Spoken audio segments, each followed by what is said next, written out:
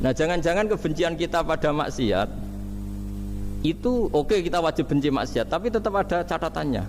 Plus yang maksiat itu tidak orang yang terkait dengan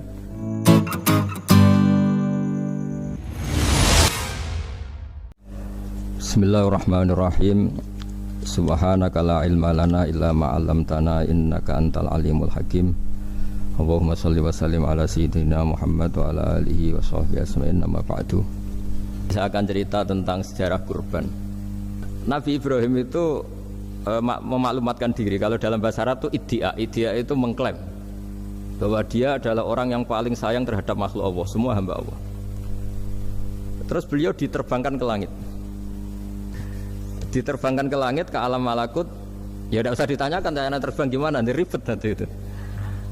Setelah diterbangkan di langit, wa kadzalika nuri Ibrahim malakutas samawati wal ardh, diperkenalkan alam langit, terus dipertontonkan.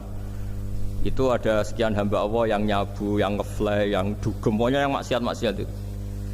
Ibrahim ditanya sama Allah, gimana itu mereka menurut kamu? Damirhum, habisi saja Allah. Mereka makan rezekimu, hidup di bumimu, tapi mereka tidak mengindahkan engkau. Matikan saja. Sama Allah diturutin. Jalan-jalan lagi sampai 3 kali peristiwa tempat-tempat maksiat itu dihabisin sama Nabi Ibrahim. Beliau minta sama Allah supaya itu dihabisin. Singkat cerita, terus beliau diturunkan sama Allah. Setelah diturunkan, ya Allah tidak jawab, tidak apa. Allah itu punya sunnah, punya tradisi.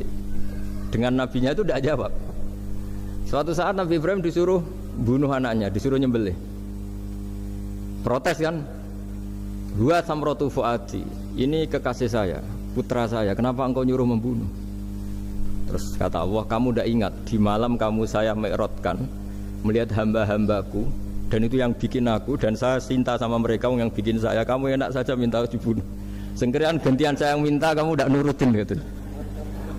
Kamu pas minta saya tidak tak pikir, langsung tak turutin. Kenapa saya yang sekarang minta kamu mikir gitu. Tapi huwa samratu fuadi, itu buah hati saya. Lah memangnya makhluk-makhluk itu makhluk siapa? Saya yang bikin. Kamu enak saja nyuruh bunuh. Nah semenjak itu jadi kearifan kita. Jadi sama, misalnya saya janjian sama Gus Fikar ya. Janjian, Gus datang hari Senin gini-gini. Ternyata beliau nggak datang. Kalau saya tidak punya utang, tidak atasan saya pasti marah. Sudah janji kok gini-gini. Saya bisa marah itu sebetulnya sebabnya itu 2. Saya kecewa dan dia tidak punya jasa. Tapi yang diomongkan hanya, wah semua kamu khulful wa'di apa? Nggak tepat. Coba kalau ini atasan saya jadi dosen karena beliau misalnya. Saya punya utang beliau.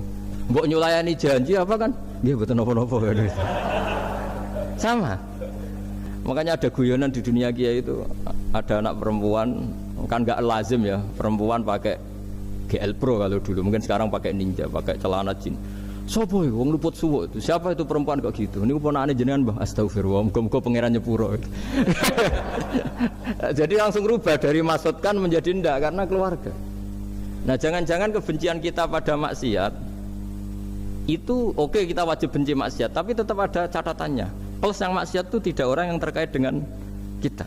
Coba kalau yang maksiat itu orang yang terkait dengan kita, itu anak kita, ponakan kita, mungkin istri kita, paling mintanya ya Allah ampuni. Sama-sama maksiat, yang satu minta dihabisin, yang satu kita minta diampuni. Fair gak kita sebagai manusia? Tidak fair. Tidak fair. Jadi manusia itu gak pernah adil sebenarnya. Makanya Allah pernah mensifati manusia itu wa kanal insanu dzaluman jahula. Manusia itu sangat zalim dan sangat bodoh. Kalau misalnya jenengan tanya, orang soleh pun itu gimana? Orang soleh asal manusia tidak nabi, itu ya mesti ada zalimnya. Makanya kalau dalam kitab Hikam diterangkan, kitab Hikam itu kitab yang olah manusia. Itu menyebut begini, manusia itu siapa? Dijawab, manusia itu mangkanat mahasinuhu masawiyah. Orang yang ketika baik saja salah, apalagi ketika salah. Kita misalnya punya toko laris itu, doanya mustajab, laris, pembelinya banyak, kualitasnya bagus. Pasti ada toko sekeliling yang megap-megap karena orang sekarang ke kamu kan itu. Sehingga orang supaya terus merasa salah, Rabbana dzalamna anfusana, meskipun kita sedang benar pun. Saya termasuk kiai yang kalau ngelepas haji, mungkin yang haji itu mangkel.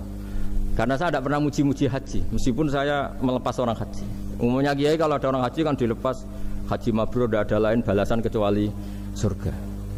Saya itu karena pernah kecil, pernah dengerin masyarakat. Itu ngenes ketika si kiai pidato tadi ternyata ngenes.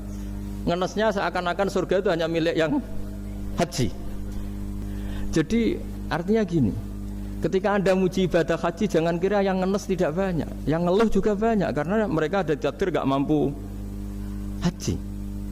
Itu hebatnya Islam. Islam juga datang dengan solusi-solusi. Misalnya Jumatan itu hajinya orang miskin, orang yang ingat Allah mulai subuh sampai matahari terbit juga sama dengan umroh.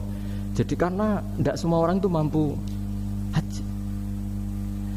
Jadi itu Islam. Jadi versi kedua itu Nabi Ibrahim diperingatkan Allah bahwa tidak seperti itu cara mengelola hambaku.